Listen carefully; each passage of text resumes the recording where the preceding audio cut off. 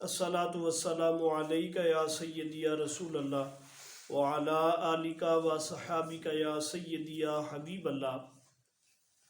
شب قدر بہت ہی زیادہ فضیلت والی رحمتوں والی رات ہے کہ رب العالمین نے قرآن مجید فرقان حمید میں بھی ارشاد فرمایا انا انزلناہ فی لیلۃ القدر، کہ اس کی بہت ہی زیادہ فضیلت ہے۔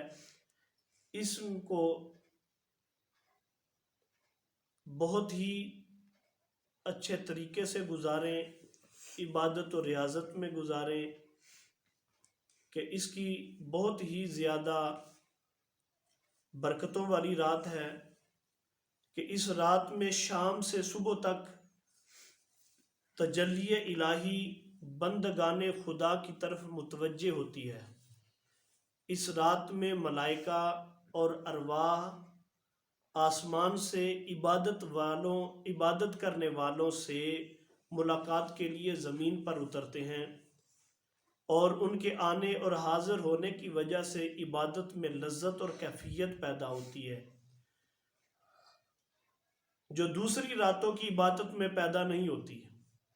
اور قرآن مجید بھی اسی رات میں نازل ہوا، فرشتوں کی پیدائش بھی اسی رات میں ہوئی۔ اس رات میں بہشت میں باغات لگائے گئے، اور اسی رات میں حضرت سیدنا آدم علیہ السلام کا مادہ جمع کیا گیا تھا۔